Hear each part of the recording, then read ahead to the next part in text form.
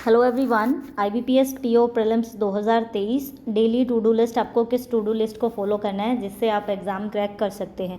देखिए, बहुत हो गया है, काफ़ी स्टूडेंट्स का जैसे क्लर्क में भी नहीं हुआ था एग्ज़ाम, जैसे RRB PO या क्लर्क भी नहीं हुए। तो आप लोग अब ये सोच लीजिए कि बहुत सारे स्टूडेंट्स बहुत ज़्यादा सैड हैं ये सोच के कि नहीं हुआ, स्टार्टिंग के ही एग्ज़ाम क्लियर नहीं हुए। तो मेरी बात मानिए, IBPS PO के लिए आपके पास अभी तक टाइम है, अपना बेस्ट दे दीजिए, क्योंकि जो फीलिंग आपने अब फील की है रिजल्ट देख के, अगर वो सेम दोबारा करेंगे ना तो SBI के टाइम तो कॉन्फिडेंस बिल्कुल डाउन हो जाएगा। तो बढ़िया मौका है आपके पास, 20 से 25 दिन है, आप अपना बेस्ट दे सकते हैं। ट्रस्ट में, अगर आप इस टू डू लिस्ट को डेली बेसिस पे फॉलो करेंगे तो आपका सच में सिलेक्शन हो जाएगा। अपने एक्सपीरियंस से बता रही हूँ, आप बहुत अच्छे से प्रिपरेशन कर सकते हैं एंड जॉब लग सकते हैं। सबसे पहले अगर हम बात करें IBPS PO की, तो इसमें प्रीलिम्स में कितना टाइम आपके पास बाकी है। देखिए, प्रीलिम्स की जैसे ही IBPS का कैलेंडर आया था उसमें हमें जैसे पता लग गया था कुछ डेट्स का। जैसे 23 सितंबर की डेट दे रखी है, 30 सितंबर की है, उसके बाद 1 अक्टूबर की डेट है। तो ये 3 डेट प्रीलिम्स के लिए फाइनल है। तो इसमें से आपका 23 को भी हो सकता है, 30 को भी और 1 अक्टूबर को भी। हम मान के चलते हैं कि 23 के अकॉर्डिंग देखते हैं जिनका स्टार्टिंग में है। तो इसके अकॉर्डिंग अगर हम देखें, आज के दिन को अगर हम काउंट ना भी करें तो आपके पास 24 डेज़ है। 2 दिन इस मंथ के रह गए हैं एंड बाकी आपके पास 22 दिन हम मान लेते हैं कि नेक्स्ट मंथ के हैं। तो आपके पास टोटल 24 डेज़ है। जो कुछ करना है इस 24 दिन में ही करना है। 10-15 दिन मेन होते हैं, अगर आपने ये वेस्ट कर दिए उसके बाद तो एडमिट कार्ड डाउनलोड होने स्टार्ट हो जाएंगे। देन तो फिर जो स्टूडेंट प्रिपरेशन नहीं कर रहा उसका भी ध्यान उसी तरफ हो जाएगा। तो आप लोग अपना बेस्ट दीजिए, आप कर सकते हैं, आपका सिलेक्शन हो सकता है।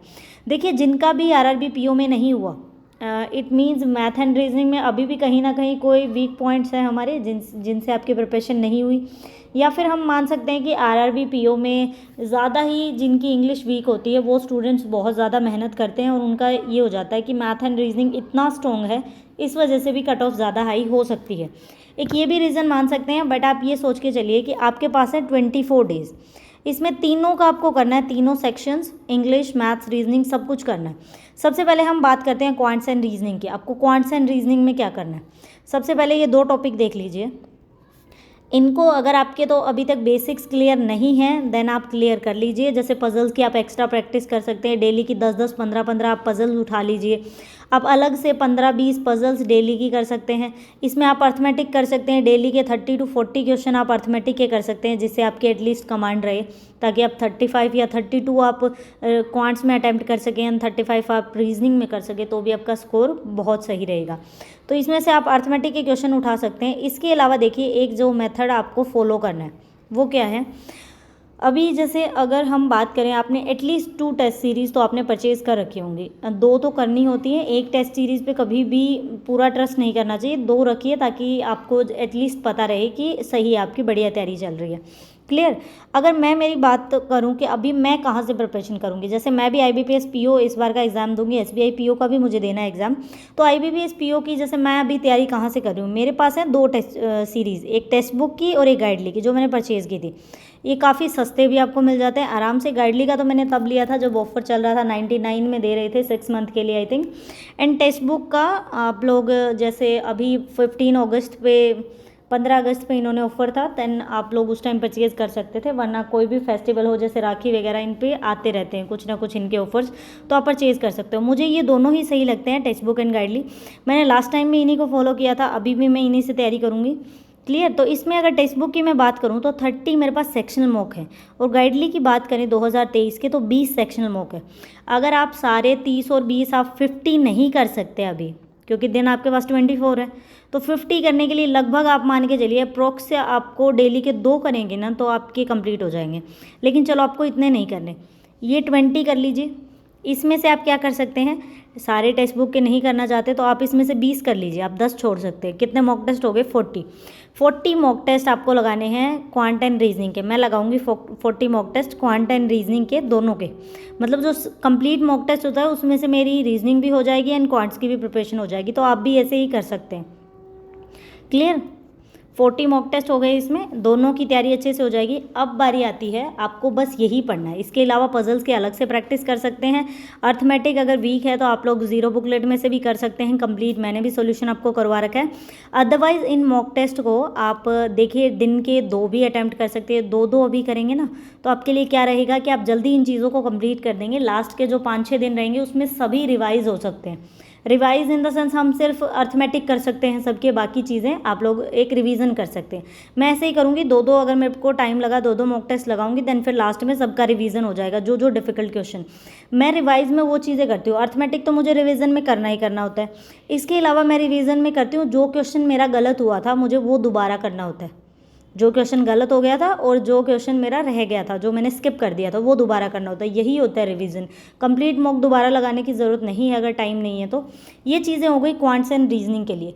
इंग्लिश में मैं क्या करूँगी, इंग्लिश में देखिए मॉक टेस्ट आपको क्या करना है, फुल फोकस करना है मॉक टेस्ट के ऊपर। अगर आपने 120 रूल्स पढ़ रखे हैं निमिषा बंसल मैम के तो ठीक है, अगर नहीं पढ़ रखा तो आप, अगर आपके पास टाइम है, आप सोच रहे हैं कि डेली में 2 घंटे करके कंप्लीट कर सकता हूँ तो कर लीजिए उसको। काफ़ी हद तक मतलब थोड़ी समझ आ जाएगी कि क्या ग्रामर है, कहाँ वर्ब यूज़ हो रही है, ये नाउन कब बना, ये वर्ब कब बनी, काफ़ी चीज़ें क्लियर हो जाती हैं। तो इंग्लिश में अभी मैं फोकस करूँगी मॉक टेस्ट के ऊपर, आपको भी मॉक टेस्ट पे ही करना चाहिए।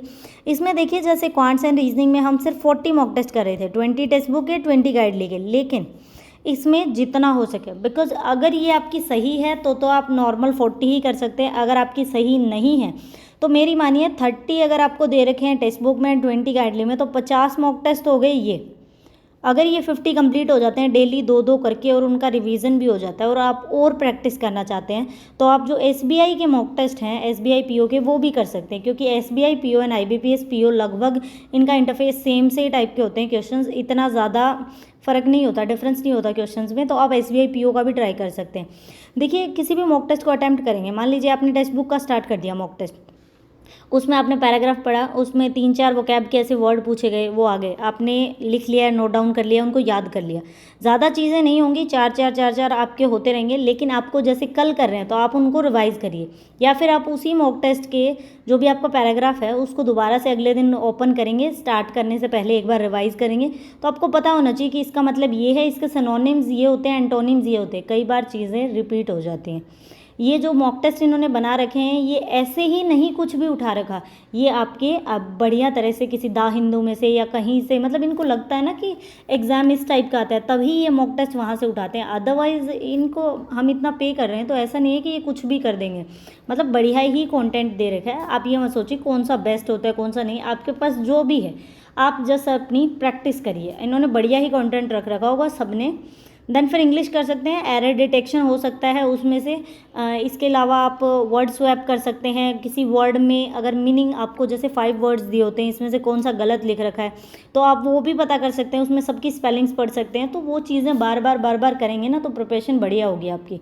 मेरा तो यही मेथड है कि आप मॉक टेस्ट से करिए। अभी 1 महीना ऐसा नहीं है कि आप स्टार्टिंग से बेसिक से रीडिंग करना शुरू करें, तो आप अगर करना चाहें तो कर सकते हैं, अदरवाइज़ फुल फोकस करिए मॉक टेस्ट के ऊपर। 50 मॉक टेस्ट लगा डालिए, इंग्लिश के कम से कम 2 डेली के आपको देने हैं एंड उनका रिवीजन भी लेना है। तो एक बार फुल फोकस करेंगे, IBPS PO क्लियर हो जाएगा, देन आप IBPS PO मेंस की तैयारी कर सकते हैं। जैसे आपके 10-15 दिन हो जाएं, देन यहाँ पे अभी से अगर हम स्टार्ट करें तो अगर आप कर सकते हैं 10 सितंबर के बाद आप थोड़ा बहुत मेंस भी पढ़ना शुरू कर सकते हैं। इससे क्या होगा, प्री प्लस मेन दोनों तैयार हो जाएंगे SBI PO से पहले। तो ये बढ़िया है, एक बार IBPS PO में बढ़िया से आपकी जांच हो जाएगी, मतलब अच्छे से आप अपनी जो भी प्रिपरेशन है उसको जांच सकते हैं कितनी अच्छी है कितनी नहीं है, देन SBI में इतनी दिक्कत नहीं आएगी। तो मेरे अकॉर्डिंग तो ये टू डू लिस्ट है, इसको आप फॉलो करिए, सिलेक्शन डेफिनेटली होगा। एंड बहुत हो गया ये सोच के कि रोते हुए नहीं हो रहा, 1 नंबर से रह गया, 2 नंबर से रह गया, 1.5 नंबर से रह गया, काफ़ी टाइम हो गया। अभी खुद को बस ये सोचो कि करना है मुझे, बस मुझे करना है। अगर मैंने सोच लिया ना कि मुझे 5 मॉक टेस्ट दिन के करने हैं तो करने हैं बस। ये मत सोचो कि मेरा मन नहीं कर रहा है या वो नहीं कर रहा। इस मन को तब पूछना जब आपके रिजल्ट में आए कि आप 0.5 से रह गए। इस मन को बोलो कि क्यों नहीं उस दिन करने दिया, अभी मन कर रहा है या नहीं कर रहा। तो आप लोग अपना बेस्ट दीजिए, अभी मन वगैरह की सुनने की ज़रूरत नहीं है, बस दिमाग में ये रहना चाहिए कि मुझे सिलेक्शन लेना है। तो ये आपका बेस्ट मेथड है, करिए, ट्रस्ट में आपका सिलेक्शन होगा और मुझे हेल्प मिली, आपको भी हेल्प मिलेगी। Thank you for watching the video.